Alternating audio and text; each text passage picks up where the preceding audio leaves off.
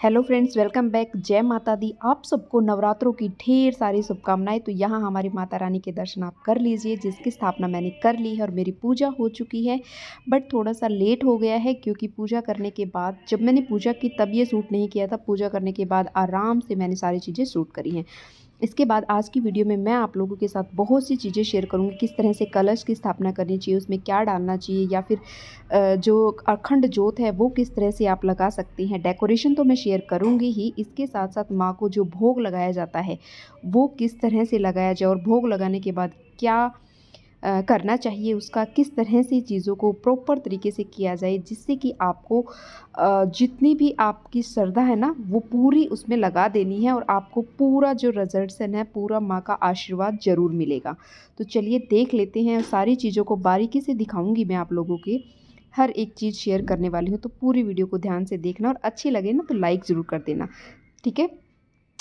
तो सबसे पहले हम देख लेते हैं, ये है हवन सामग्री, जो कि बहुत जल्दी शेयर करने वाली हूँ कि मैं क्या डालती हूँ हवन सामग्री में।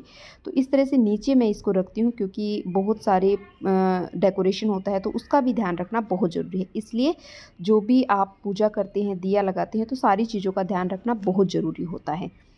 तो यहाँ पे देखिए मेरी पूजा हो चुकी थी। उसके बाद मैंने एक धूप बत्ती लगाई है, क्योंकि आप लोगों के साथ शेयर करना था। और इसके बाद जो अखंड जोत जलाई ना, इसी धागे की मैंने लगाई है, जो कि हम कलावा हाथ पे बांधते हैं, उसी से मैंने किया है किया है, क्योंकि ये काफ़ी अच्छे से काम करता है। और 9 दिनों तक इतना बड़ा मैंने बनाया है ना, कि 9 दिनों तक बहुत अच्छे से ये हमारा चल जाएगा। और काफ़ी अच्छा है। दोनों ही, एक घी का दिया लगाया है, एक तेल का दिया लगाया है, ठीक है। जो अखंड जोत है ना वो तेल में मेरी जलती है, जो कि क्या बोलते हैं, 5 तरह का तेल आता है, उसी में मैंने लगाई है।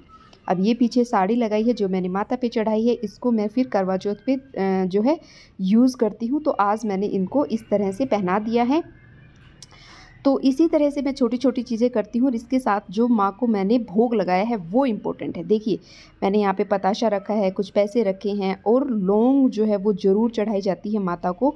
इसके साथ साथ मैंने यहाँ पे क्या बोलते हैं इसको, सुपारी माता को चढ़ाई है, और पान के पत्ते में इन चीज़ों को अर्पण किया है।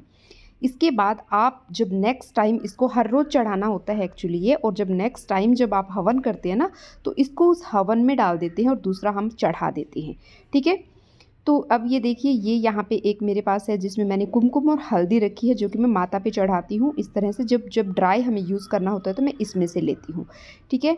इसके साथ जो बर्तन रखा है, यही मैं नवरात्रों में 9 डेज़ कंप्लीट होने के बाद जो लड़कियों को देते हैं ना, कन्याओं को, वही मैं देने वाली हूँ। और इसमें मैंने रखे हैं पतासे, जो कि मैं डेली प्रसाद के रूप में सबको देती हूँ। तो वही मैं माता को भी चढ़ाती हूँ और प्रसाद भी देती हूँ। अब बात कर लेते हैं कलश की। कलश की जो स्थापना होती है वो आप किस तरह से कर सकते हैं, देख सकते हैं मैंने सारे ही बर्तनों को अच्छे से क्लीन कर लिया था, उनके ऊपर कलावा बांध लिया है, धागा बांध दिया है, आम के पत्तों से इस तरह से लगा दिया है, और 3 जो आँखें होती है वो हमारी तरफ होनी चाहिए। इसके बाद इसमें मैंने डाला है जो हल्दी की गांठ होती है वो डाला है, एक सिक्का डाला है, और 2 लौंग डाली हैं। आप चाहें तो थोड़ी सी चीनी भी इसमें डाल सकते हैं, कुछ लोग चावल भी डालते हैं, बट मैं नहीं डालती हूँ, ठीक है। तो खाली जो कलश है ना वो ऐसे नहीं रखना चाहिए। इसके साथ साथ साइड में एक कटोरी में मैंने पंचमेवा रखा है, जिनको कि मैं जो हवन होता है उसमें भी यूज़ करती हूँ। जल्दी ही नेक्स्ट वीडियो यही आप लोगों के साथ शेयर करने वाली हूँ। तो यहाँ पे ये मैंने जो भी श्रृंगार का सामान होता है ना वो रखा है, जो माता को चढ़ाते हैं वो मैंने रखा है। और मैं यहाँ पे जो भी चीज़ें खुद करती हूँ ना वही आप लोगों के साथ शेयर करती हूँ। इसके साथ साथ ज़्यादा तो देखिए श्रद्धा होनी चाहिए। जितनी हमारी श्रद्धा होती है, जितने मन से हम चीज़ें करते हैं, उतना ही अच्छा होता है। तो यहाँ पे एक और रखा है मैंने, उसमें कि जो क्या बोलते हैं, कुमकुम, हल्दी और चावल है। इसको गीला करके टीके वगैरह लगाने होते हैं, सात्विक वगैरह बनाना होता है, वो है। यहाँ पे ये कुछ फलाहार रखा है, जो कि मैं अब सुबह चढ़ाऊँगी ना वो शाम को खा लेती हूँ। जो शाम को चढ़ाऊँगी वो अगले दिन सुबह मैं ले लेती हूँ। और यहाँ पे ये मेरे जो मैंने उगा दिए हैं। और यहाँ पे एक और बर्तन रखा है, यानी कि माता के लिए पीने का पानी, ये मैंने रखा है।